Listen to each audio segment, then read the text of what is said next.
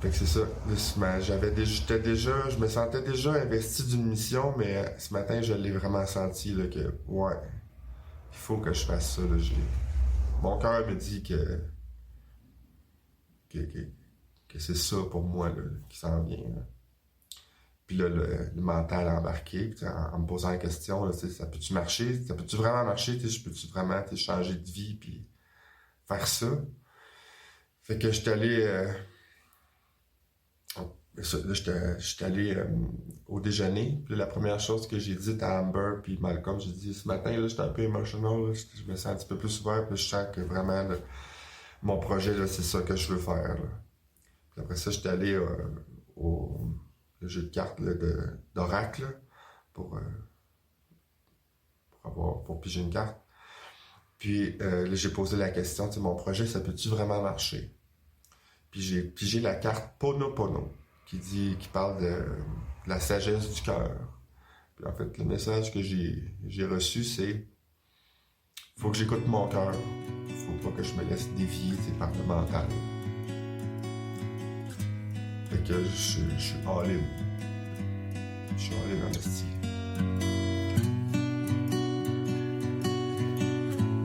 Ici Onilito. Bienvenue de l'autre côté.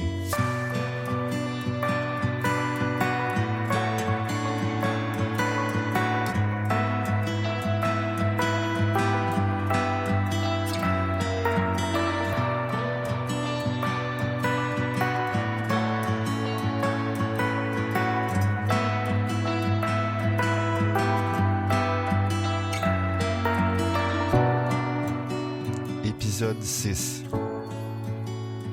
L'affirmation.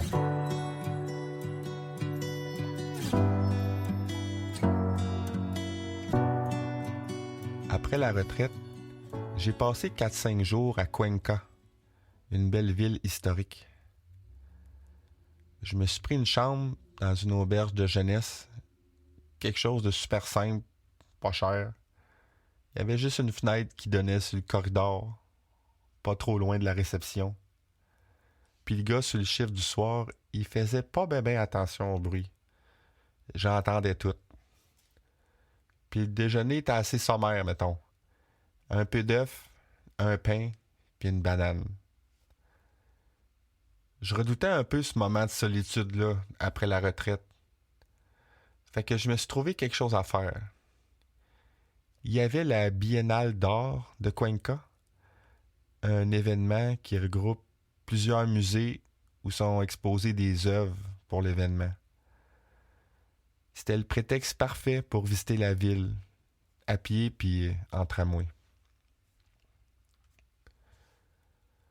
En 3 jours, j'ai réussi à faire les 15 arrêts, même celui à l'aéroport.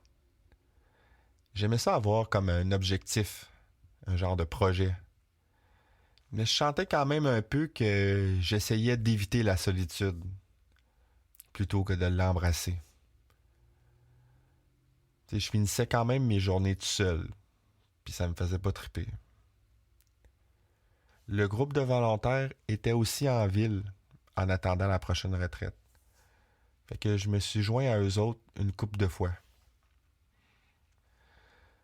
Dans ce genre de rassemblement social, je me sens pas toujours à l'aise. J'ai souvent l'impression d'avoir rien à dire, de juste être là puis d'écouter. Puis de pas vraiment me sentir impliqué, inclus.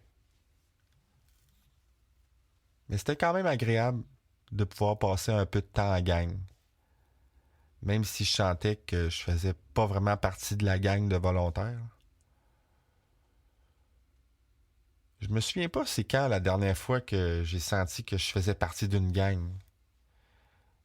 Même au secondaire, quand tout se jouait en gang, je sentais quand même un décalage. Comme si j'étais jamais capable de m'impliquer à 100%. Comme si une partie de moi restait tout le temps dans ma tête. Après Cuenca, j'avais choisi de passer 3 semaines sur une ferme à Cagnard, pas trop loin de là. où je voulais me donner du temps pour décanter entre deux retraites, intégrer tranquillement, travailler la terre, vivre un peu comme un local, puis pratiquer mon espagnol. Mais 2 jours avant mon départ pour cette ferme-là, le gars m'a écrit pour me dire qu'il ne pourra pas m'accueillir. Son grand-père était malade. Sur le coup, je me suis dit, pas de trouble, je devais juste pas être dû pour ça. Tout de suite, j'ai vu ça comme une opportunité de faire autre chose. Ça m'a pas découragé pantoute. J'étais optimiste. Fait que j'ai envoyé 2-3 messages sur Workaway. Puis j'ai trouvé une retraitée française, Odile, qui avait besoin de volontaires sur sa ferme à Pintag, près de Quito. Ça, c'était parfait pour moi. Je pratiquerai pas mon espagnol, mais ça va me donner un break. Puis une opportunité de vivre en campagne. Fait que je suis parti pour Pintag, qui était à 10 heures en bus.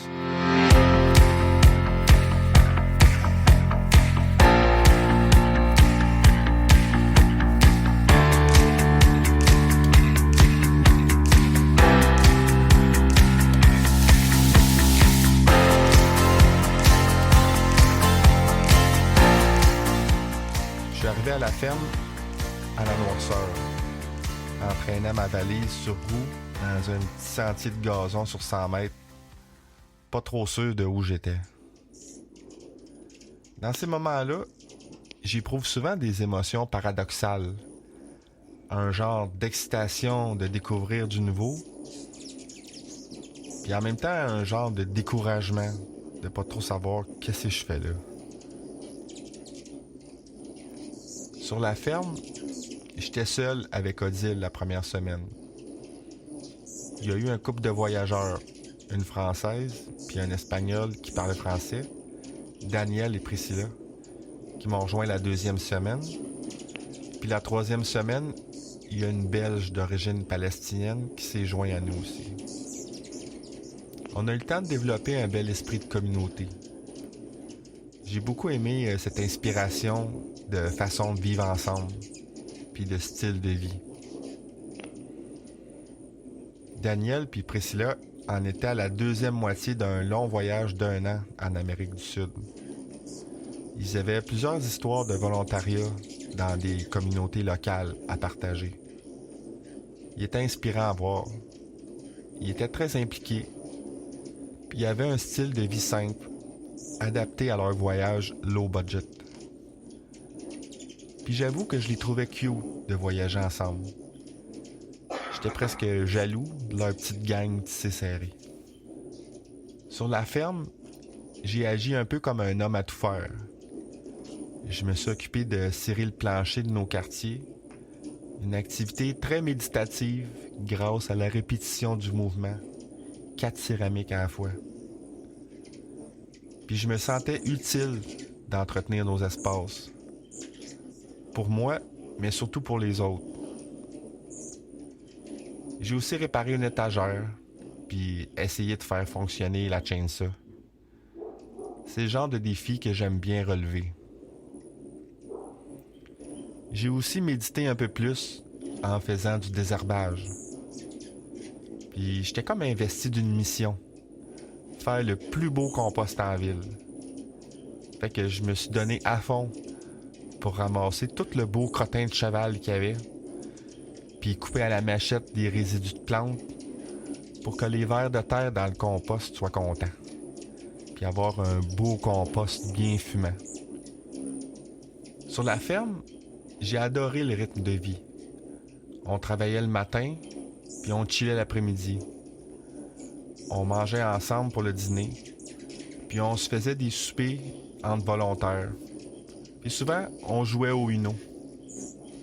Au Uno, là, c'est toujours un peu un défi de réconcilier toutes les règles régionales que l'un et l'autre utilisent habituellement. Moi, dans ce temps-là, je me plie au goût des autres. J'ai juste hâte de jouer. Pendant la première semaine sur la ferme, quand j'étais tout seul avec Odile, elle m'a partagé sa vision pour son projet de ferme. Elle aimerait travailler sa terre en petite communauté.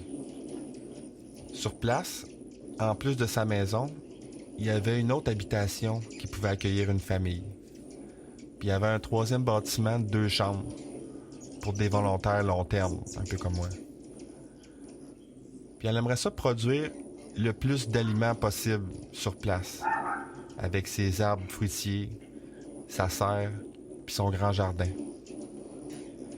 Puis elle voudrait que le partage des tâches se fasse de façon organique, chacun apportant sa contribution selon ses forces, puis prendre les décisions en consensus. Son projet m'a fourni une belle inspiration sur comment j'aimerais vivre dans l'avenir. L'idée de communauté me rejoint.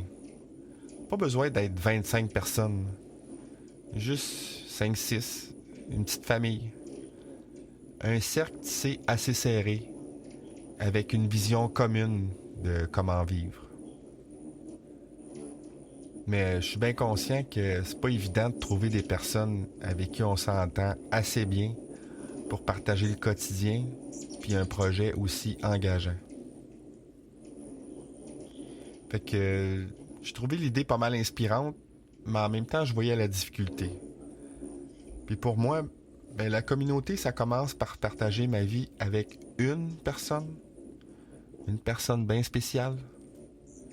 Home, pour moi, là, ça commencerait par ça. Fait que j'ai profité de mon 3 semaines sur la ferme pour me créer des bonnes habitudes de vie. J'ai lu plusieurs livres.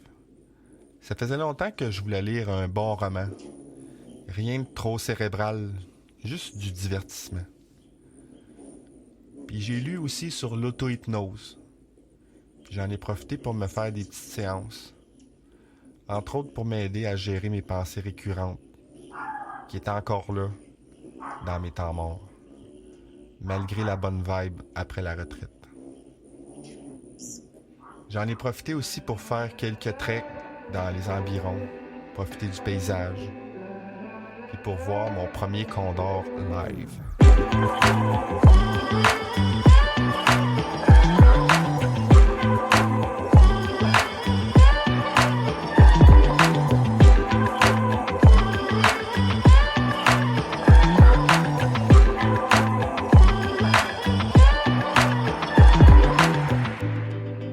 En chemin pour Cusco, dans la vallée sacrée, au Pérou, j'ai passé la nuit à l'aéroport de Lima. J'ai pas dormi parce que j'étais trop occupé à parler avec Grok, mon autre chumé AI. Je parlais de la forme que pourrait prendre mon récit de voyage. Mon idée au départ, c'était de faire un documentaire, mais je le sentais pas tout à fait. Puis là, assis au Pizza Hut de l'aéroport de Lima, Grok me suggère de faire des épisodes. Un podcast, est-ce une bonne idée?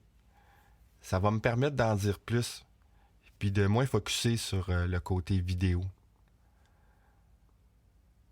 À partir de là, je commence à sentir un élan pour raconter mon voyage intérieur. Puis j'arrive à ma 2e retraite avec ce nouveau projet qui commence à prendre forme. Je suis arrivé à l'aéroport de Cusco vers 6h30 du matin, en ayant dormi maximum 30 minutes, puis avoir passé la nuit à l'aéroport de Lima. Fait que je me suis piqué un petit somme à l'aéroport en attendant le shuttle. Mon cadran sonnait à 10h, puis je me suis dirigé vers le point de rendez-vous. Là, j'ai rencontré Malcolm puis Amber, les 2 autres participants de la retraite. On s'est déjà salué sur WhatsApp, puis là, on peut faire un peu plus connaissance. Puis je vois que l'énergie est bonne, même si je suis pas mal fatigué. Tout le long du chemin vers La Maille, pas loin de Pissac, la vue est grandiose, puis mystique. Il y a ces grandes montagnes qui, on dirait, nous prennent dans leurs bras. Puis il y a le maïs vert au fond de la vallée. Là, je commence à sentir une fébrilité. En arrivant au centre pour la retraite, on rencontre Mike puis Samy, les proprios. Puis là, j'ai l'impression de connaître Samy, de l'avoir déjà vu. Puis plus tard dans la retraite, elle me dira la même chose. Je sens tout de suite que la retraite n'aura rien à voir avec la dernière que j'ai faite. Là, on est juste 3 participants, pas 25. Puis le programme, il est moins chargé. 3 cérémonies ayahuasca, 1 San Pedro, 1 Temazcal, 1 Kambo, puis 1 Bufo. Le centre où on est, c'est intime, puis familial. Samy puis Mike, avec leurs 2 filles, ils restent sur place dans la maison en arrière du terrain. Puis chaque participant a sa chambre, avec un lit confort. C'est important de bien dormir dans une retraite de même. Puis il y a même une 4e chambre qui est libre. Fait que j'en profite pour en faire mon bureau pendant le temps de la retraite. Tout au long de la retraite, on pigeait des cartes oracle dans différents paquets. Juste pour voir si ça nous parle, si ça fit. Puis souvent, ça m'a aidé à préciser mes intentions avant une cérémonie. Fait que, après le souper, je tire ma première carte en demandant quel est mon chemin. Je pige la carte Aloha Ke Akua. La description se lisait comme suit. Fais confiance au divin. Remplis ton cœur d'amour. Ne t'épuise pas à vouloir comprendre toutes les variables, ni à tout contrôler. Laisse ce qui te dépasse entre des mains plus grandes que les tiennes. Reste centré sur ta destinée. Ta prière a été entendue. Protège ton cœur de la peur et du manque de pardon. Demande qu'on te montre le chemin vers la paix et la compréhension. Ose une intimité avec le divin. Demande de l'aide pour traverser les barrières du mental et du cœur. En tout cas, on peut dire que ça fit.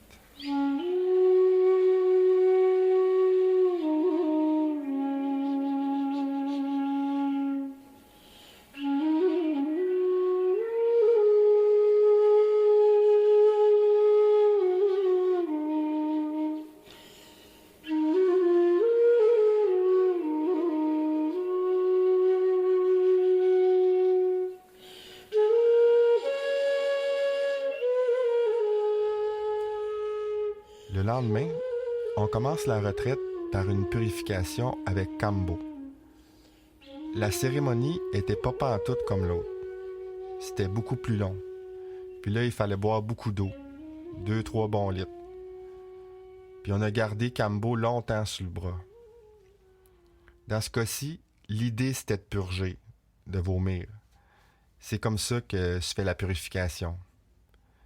Ma purge, moi, était orange flash, comme du Sunny D. J'ai checké ensuite la signification de la couleur de mon vomi, parce que ça indiquerait quel type d'énergie a quitté mon système. Le orange est souvent relié au feu. Une purge orange peut évoquer la libération d'une colère silencieuse ou d'une frustration refoulée. L'orange est associé à la zone du ventre, le centre du pouvoir personnel. Là où on sent si on est aligné, droit sur son chemin. Il touche aussi l'élan créatif puis l'instinct. La purge orange peut signifier une relance du désir de créer et la reconnexion à un élan vital, plus naturel. Encore une fois, ça me parle. Il me reste en effet de la frustration dans le ventre. Puis je trouve ça en plein aligné avec mon nouveau projet de podcast.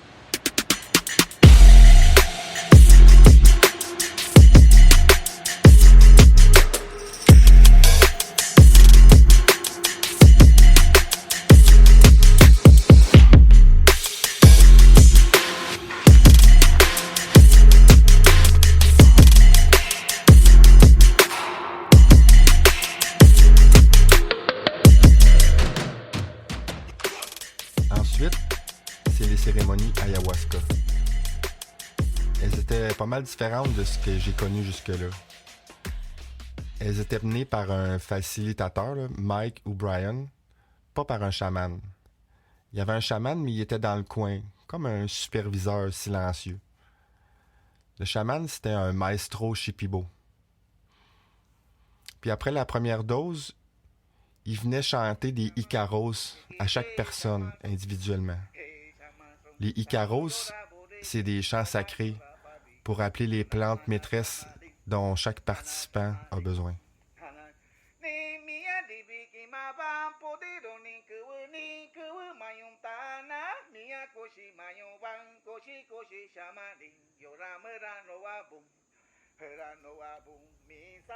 Les cérémonies se passaient dans le noir, à l'intérieur, dans une grande salle. Il n'y avait pas de feu, ni d'autel au milieu. Chacun était sur un matelas qui était placé en U autour de la pièce. Avant de commencer, chacun disait ses intentions. Puis, il y avait des prières d'ouverture. Puis la première dose était prise en même temps. Après les Icaros, on pouvait demander 2 autres doses d'ayahuasca et du rapecito. Te amo, rapecito. Pendant la cérémonie, les 2 facilitateurs chantaient, des fois seuls, des fois ensemble, voix et guitare surtout, puis des fois avec d'autres instruments, comme la flûte andine qui imite un oiseau. À la fin de la cérémonie, les prières de fermeture étaient prononcées. Des fruits étaient servis, puis on faisait un cercle de paroles. Chacun rappelait ses intentions, résumait son expérience, puis identifiait les principaux messages reçus. Pour moi, les 3 cérémonies sont déroulées de la même façon, en 2 phases, comme d'habitude, avant et après la purge. Avant la purge, je sentais que ça me travaillait dans le ventre, qu'Abuelita allait chercher ce qui devait être purgé. C'est pendant cette phase-là que je pouvais avoir des visions ou que je m'imaginais différents scénarios ou images. Après la purge, c'était le bliss, l'extase. Je me laissais porter par la musique. Je la respirais, je la savourais. Puis j'avais cette immense sensation là, de bien-être total. Les 3 cérémonies étaient comme une progression, un crescendo de l'intérieur vers l'extérieur. Dans la première cérémonie, j'ai guéri une tristesse que je n'avais pas encore regardée. Dans la deuxième, je me suis donné de l'ouverture vers l'intérieur. Puis dans la troisième, de l'ouverture vers l'extérieur. Pour la première cérémonie, mes intentions étaient du pardon pour moi, puis pour ma relation passée. De l'ouverture, laisser mon cœur écouter et parler. Dans la retraite précédente, j'avais utilisé une intention de clarté, avoir des indices où aller. Dans cette retraite-ci, j'ai pas gardé cette intention-là, parce que je sentais que j'avais de la clarté avec mon nouveau projet de podcast. Pendant la première cérémonie, j'ai purgé beaucoup de tristesse. Il m'en restait encore. Mais cette fois-là, c'était pour mon petit O'Neill. O'Neillito, qui s'était pas autorisé à être triste du divorce de ses parents, de perdre sa maison, puis de voir son enfance se terminer abruptement. D'ailleurs, le premier symptôme que le divorce de mes parents m'a affecté, je l'ai noté, ça fait quand même plusieurs années. C'est que j'ai senti qu'à partir de ce moment-là, du moment du divorce de mes parents, j'ai développé ce que j'appelle une genre de culture du secret. À ce moment-là, je pouvais pas vraiment dire pourquoi mes parents divorçaient. À la fin des années 80, c'était quand même relativement rare le divorce. Puis c'était encore plus rare que ce soit à cause qu'un des deux parents est gay. Je me souviens d'un des derniers soirs où j'habitais encore à Sainte-Rosalie. Il y a un de nos amis qui nous avait questionné sur le divorce. Puis là, il était comme en train de deviner c'était quoi la vraie raison. Je me souviens là, de m'être crispé là, en espérant qu'il en dise pas plus. Finalement, c'était resté comme ça. Puis ça m'avait soulagé de ne pas avoir à faire face à son jugement. Dans la cérémonie, il y avait aussi une tristesse de savoir que dans la vie, il y a juste moi, le grand Nil, pour m'occuper de Donilito. On est juste tous les deux pour affronter le monde. Lui, puis moi. C'est tout.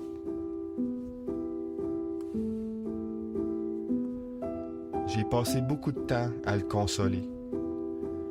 Je me prenais les mains ensemble. La gauche, c'était celle d'Onilito, le pouce appuyé sur ma bouche.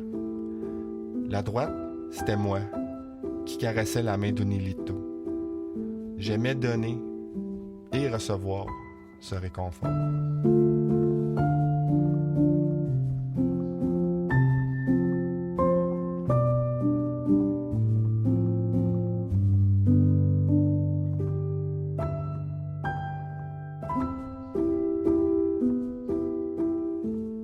Pour la deuxième cérémonie, j'ai formulé mes intentions comme des demandes à Abuelita.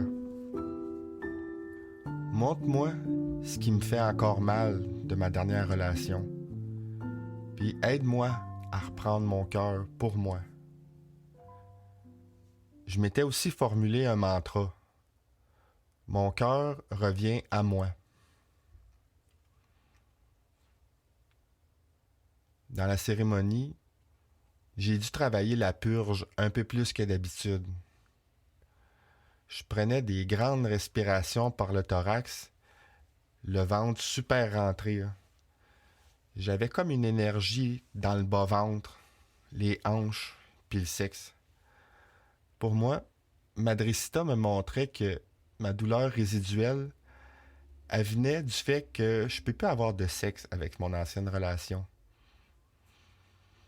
Dans la cérémonie, après la purge, je me suis retourné sur le dos, la tête dans le vide, au pied de mon matelas, les bras ouverts en croix, puis j'ai profité de la musique, du bien-être que je chantais dans mon cœur. J'étais vraiment bien dans mon corps, puis j'avais le sourire accroché d'en face. Vers la fin de la cérémonie, je donnais de l'amour à mon corazoncito. Je me flattais la poitrine. Si, te amo también, corazoncito.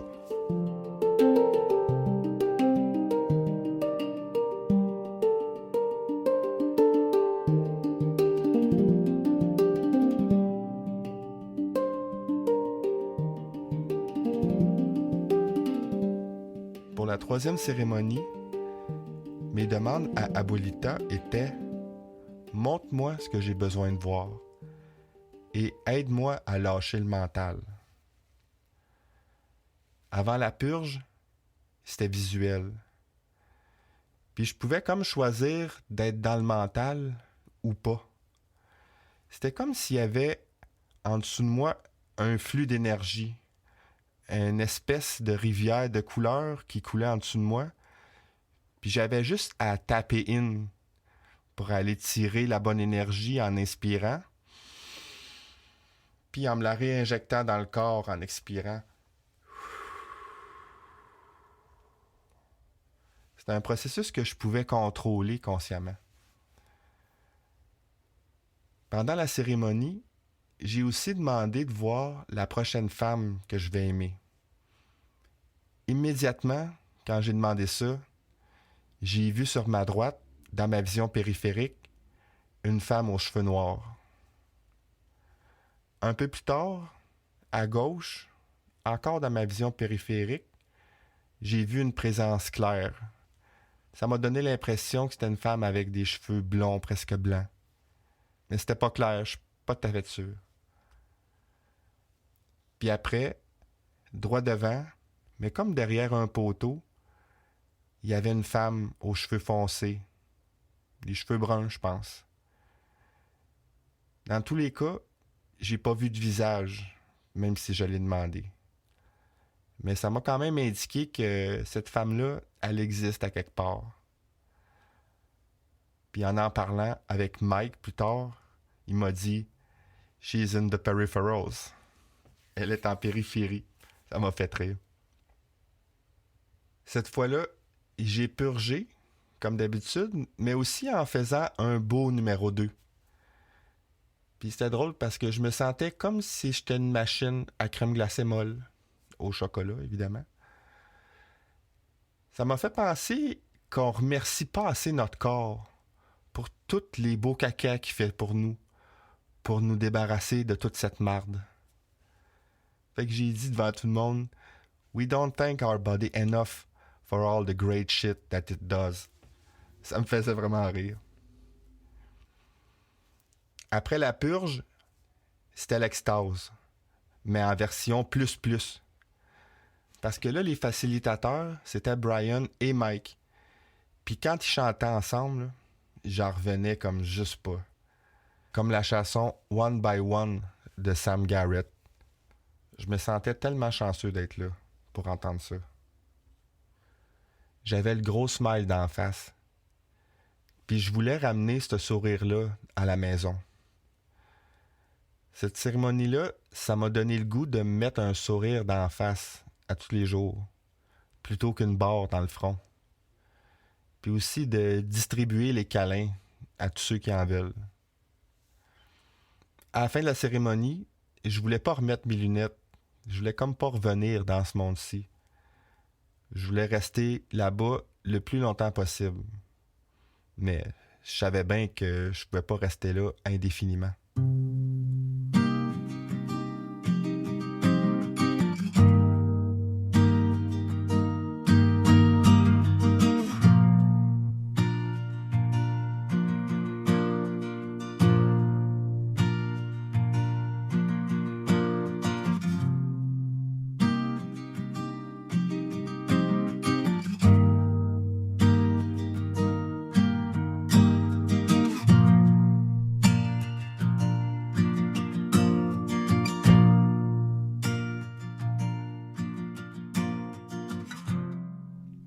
Pendant la retraite, j'ai pu essayer Bufo alvarius. Ça, c'est du DMT qui provient de la sécrétion d'une grenouille, une autre grenouille que Cambo. Puis c'est supposé donner une expérience courte, mais très profonde. La dissolution de l'ego, le nirvana. Du Bufo, ça se fume. Puis nous autres, on l'a fumé assis sur un matelas, prêt à tomber dans les pommes par en arrière. Puis avec le Bufo, c'est la seule fois où je suis complètement parti. J'étais plus là pantoute pendant quelques minutes. Fait que j'ai pris ma puff, puis là, il fallait la retenir. Puis là, mon corps, il s'est carrément dissous. Puis là, je suis tombé par en arrière sur le matelas. Mais là, je me souviens pas de ce que j'ai vu. À part le mental là, qui revient au bout d'un moment, comme un cheval au galop là, qui revenait de mon côté droit. Puis là, je me souviens que je me suis dit « Ah non, pas encore toi ». J'ai quand même savouré le moment en revenant. C'était le même bien-être physique qu'avec ayahuasca, que j'ai respiré pleinement. Au bout d'un moment, je me suis ouvert les yeux, puis là, j'ai dit à Mike « I was that close to let go ». « You wanna go again? » « Yes! » Puis là, j'ai pris une deuxième puff. Ce coup-là, je suis parti, mais un peu moins loin. Puis je suis revenu quand j'ai senti un genre d'abysse dans ma gorge, un trou où j'aurais pu tomber. Fait que là, je suis revenu d'un coup, là. En tout, Mike m'a dit que j'étais parti pendant quasiment 1 heure. Mais la cérémonie m'a paru pas mal plus courte que ça. Cette expérience-là, elle m'a laissé un peu sur ma faim. Ça faisait un bout de temps que j'attendais d'essayer Bouffo. Mais là, j'étais déçu de me rappeler de rien. J'avais l'impression d'avoir passé à côté de l'expérience que j'attendais le plus dans mon voyage.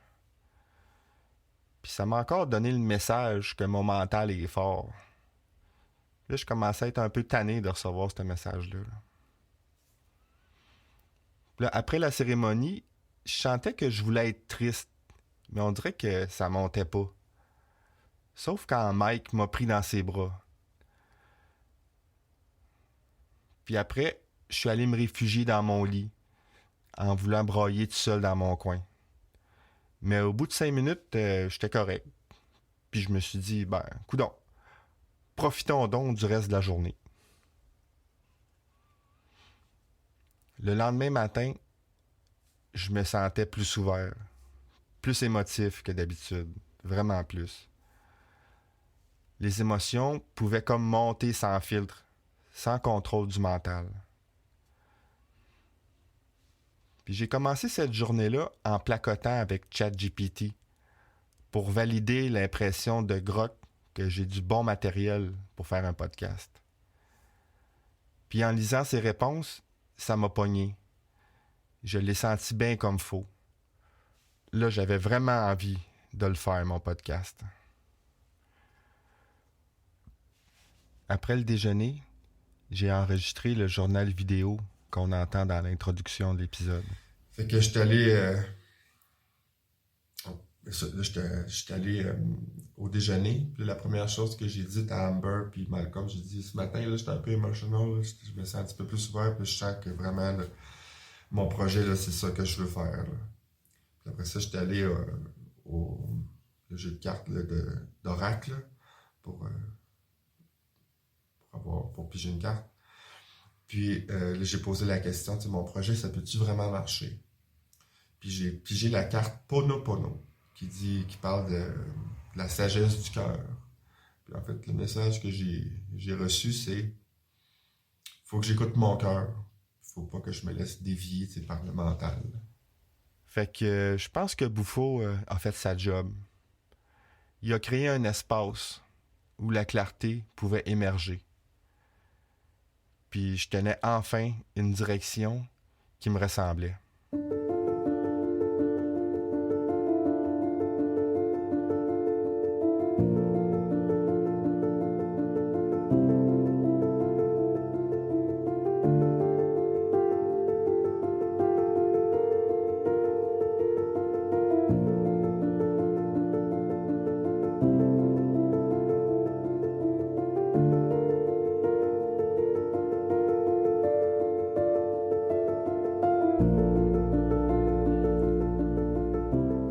La dernière cérémonie de la retraite était avec San Pedro. On a fait une première prière au centre avec la première dose, puis on est allé marcher jusqu'à une petite chute pas loin. À mi-chemin dans le sentier, on a fait un arrêt pour une deuxième prière, puis une deuxième dose. Puis là, on devait se placer un genou au sol, puis offrir notre gratitude à ce qu'on voulait.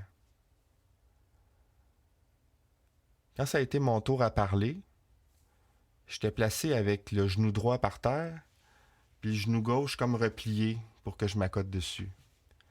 Puis là, j'ai fondu en larmes.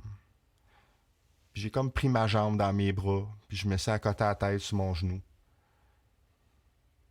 J'ai remercié mon mental, avec qui je me trouvais trop dur, trop exigeant. Je réalisais que j'aime la créativité de mon mental, puis sa facilité à comprendre des affaires. Jusqu'à ce moment-là, je considérais qu'on voyageait à 3 en Amérique latine.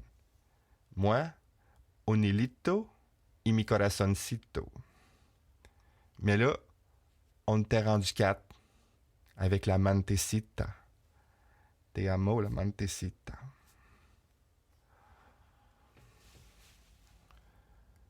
Le podcast était né, puis j'étais all-in. Mon cœur avait parlé, puis je l'avais entendu. Même mon mental avait enfin sa place dans l'équipe. Il restait à voir ce qui allait se passer une fois de retour sur le sentier, seul avec mes pensées.